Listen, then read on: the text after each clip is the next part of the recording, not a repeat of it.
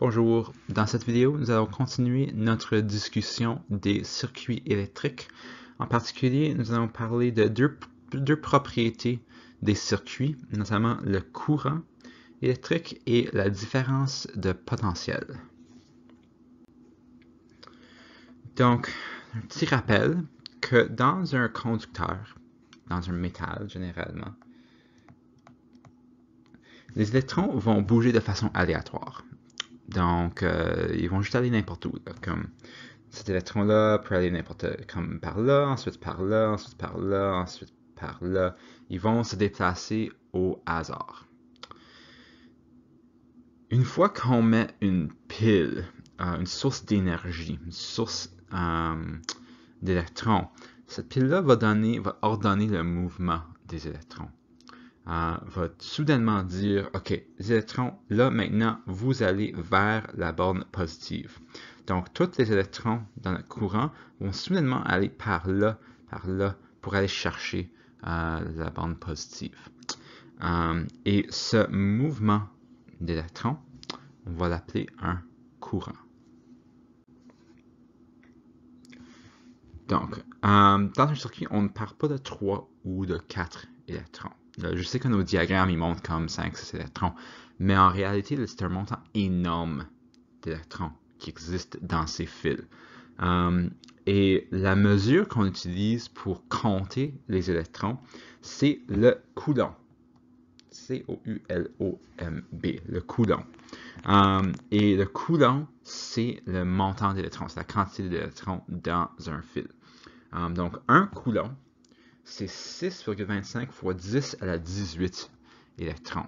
Donc ça, c'est 6, 2, 5, 3, 4, 5, 7, 8, 9, 10, 11, 12, 13, 14, 15, 16, 17, 18 électrons.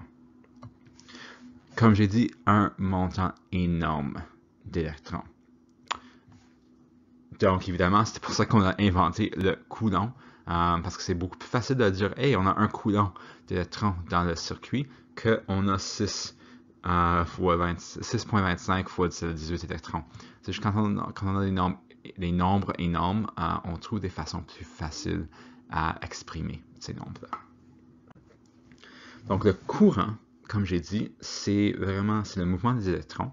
Puis le courant, c'est une mesure plutôt de la vitesse de déplacement des électrons. Donc, le coulomb, c'est la quantité et le courant, c'est la vitesse à laquelle la quantité d'électrons va bouger à l'intérieur du circuit. Donc, l'unité de mesure pour le courant, c'est l'ampère. Puis on utilise souvent le symbole A comme unité dans nos calculs. En anglais, amps, ce serait le mot qu'on utilise. Vous allez souvent voir sur les ampoules, cette ampoule peut absorber un courant de 1,3 ampères et un certain montant de volts aussi, ce qu'on va voir dans une seconde. Donc, 1 ampère veut dire qu'un coulomb de charge passe par un point donné dans une seconde. Donc, si on a un fil et on prend un place spécifique dans le fil, on dit à ce point ici, si j'ai un coulomb d'électrons qui passe à travers cette frontière à chaque seconde, j'ai donc 1 ampère dans mon circuit. J'ai un courant de 1 ampère. Donc 1 ampère ou 1 A est égal à 1 coulomb par seconde ou 1 C par seconde. Donc, le courant électrique, c'est juste une façon quantitative de décrire le montant d'électrons qui voyagent par seconde à l'intérieur d'un circuit. C'est un peu comme la vitesse d'une automobile sur l'autoroute. Donc, si l'automobile voyage à 100 km par seconde dans un circuit, on a un certain montant. C'est comme le montant d'automobile qui passe par un certain sortie sur l'autoroute à chaque seconde. OK, donc ça c'est le courant. Le courant est généralement assez accessible, assez facile à comprendre. On peut visionner des électrons qui passent dans un courant à une certaine vitesse. Les circuits, ont également de l'énergie. Puis tout ça, ça représente de l'énergie. Parlons pour une seconde de l'énergie potentielle. La boîte sur la Terre, ici, a une énergie potentielle gravitationnelle. La gravité tient la boîte sur la Terre.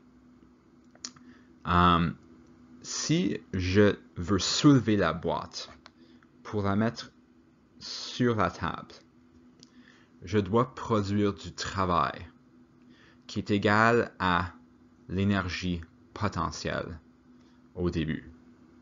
Je dois mettre du travail, je dois faire du travail pour soulever la boîte assez pour la mettre sur la table.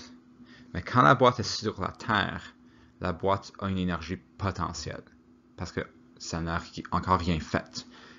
Donc le potentiel est là pour de l'énergie.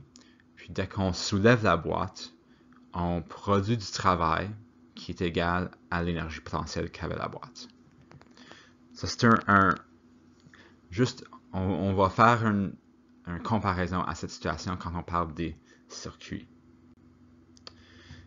Donc, l'énergie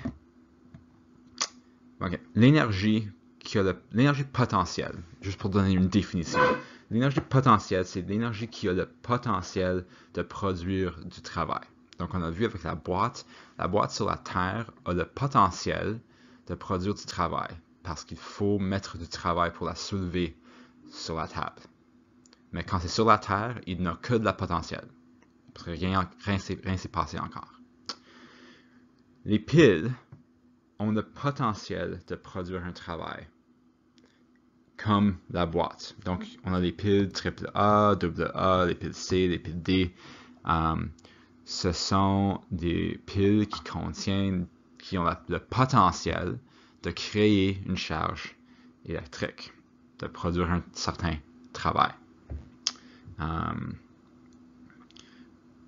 Donc, les piles contiennent du matériel et sans que la pile soit dans un circuit, c'est que de l'énergie qui est potentielle, qui est dans les piles. C'est de l'énergie qu'on n'a pas encore utilisée. Les piles ont le potentiel de produire un travail sur la charge électrique. Mais rappelle, la charge, c'est la quantité d'électrons. Donc, il y a dans la pile des électrons. Les piles ont le potentiel de produire du travail sur ces électrons. Une fois que la pile est dans le circuit, les électrons vont circuler et cette énergie va être convertie à une autre forme d'énergie. Mais jusqu'au point où les électrons sont en train de circuler, c'est toute l'énergie potentielle. Donc, dans un circuit, ce qu'on peut mesurer, c'est la différence de potentiel. La différence de potentiel, c'est la différence entre l'énergie potentielle à deux différents points dans notre circuit.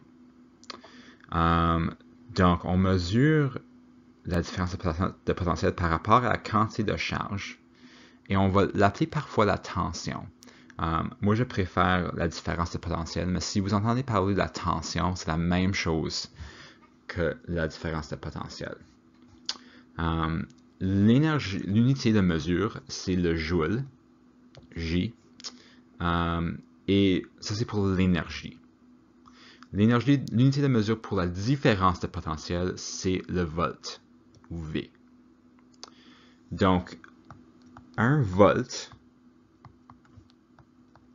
1 V, est égal à 1 joule d'énergie par coulomb d'électrons. 1 vol est égal à 1 joule par coulomb. Qu'est-ce que ça veut dire? Ben, ici, on a un pile AA qui a une différence de potentiel de 1,5 volts. Ça veut dire que cette pile peut produire 1,5 joules d'énergie. Excuse. Cette pile, il va falloir 1,5 joules de travail pour déplacer un coulomb d'électrons. Donc, si on branche cette pile à un circuit, il va falloir produire 1,5 joules de travail d'énergie pour bouger un coulomb d'électrons à l'intérieur du circuit. Donc, évidemment, le plus qu'est le voltage d'un pile, le plus d'énergie, le plus de travail que le pile est capable de produire par coulomb d'électrons. C'est un pile de 5 volts. Ce pile-là va être capable de produire 5 volts de travail qui va être converti en énergie, dans une forme d'énergie. Donc, le plus élevé qu'est la différence de potentiel, le plus de travail que peut produire la pile.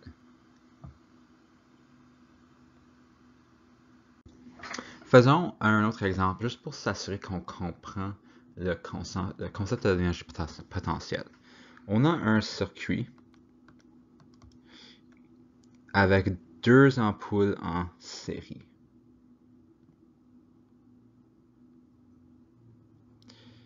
Okay, je m'assure que ça, on a un premier ampoule.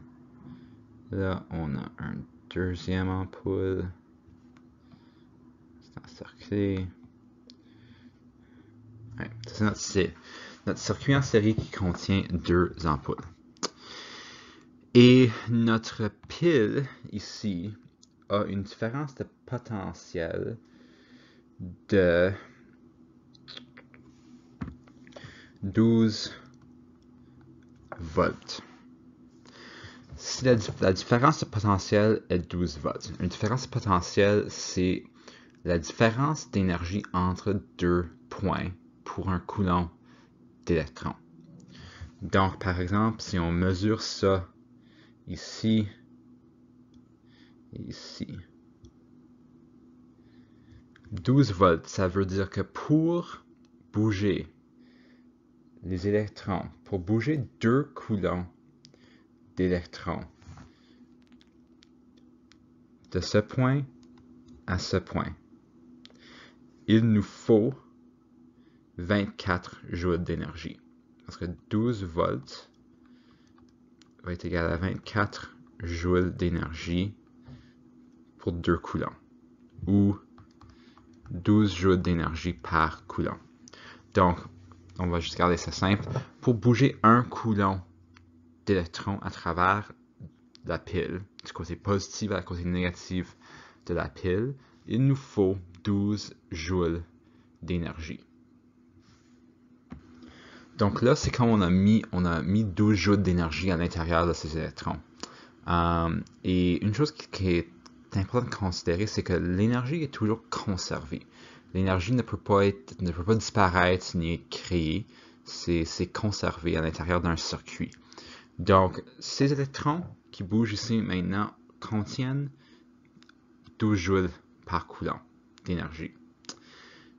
Puis là, cette ampoule ici, c'est une ampoule à 9 volts. Ça veut dire que la différence de potentiel entre les deux côtés de l'ampoule, c'est 9 volts. Okay, l'ampoule est capable de transformer 9 volts ou 9 joules d'énergie par coulomb en énergie de lumière et de chaleur. Donc 9 volts, c'est égal à 9 joules par coulomb. Donc quand les électrons rentrent ici, contiennent un total de 12 joules par coulomb d'énergie. Quand ils rentrent dans l'ampoule, en principe, 9 de ces 12 joules va être converti en lumière. Et les électrons qui sortent vont contenir 3 joules par coulomb d'énergie. Il va y rester 3 joules d'énergie par coulomb parce que la première ampoule va avoir converti 9 joules des 12 joules que les électrons avaient au début quand ils sortaient de la pile. Puis là, ces électrons vont rentrer ici et peu importe si cette ampoule-là est au moins 3 volts, sinon plus, les derniers 3 joules par coulomb vont être convertis ici en lumière. Puis là, les électrons vont retourner à la pile. Puis par le temps que les électrons retournent à la pile, ils ont converti toute leur énergie en différentes formes d'énergie. Et là, quand les électrons retournent à la pile, ils vont régénérer un nouveau 12 joules d'énergie à l'intérieur de la pile pour continuer le cycle. Puis c'est pour ça que quand on met des ampoules en série, la première ampoule va être la plus brillante, puis chaque ampoule après va être de moins en moins brillante parce que la première ampoule va utiliser le maximum d'énergie possible et les autres ampoules vont utiliser ce qui reste dans le courant.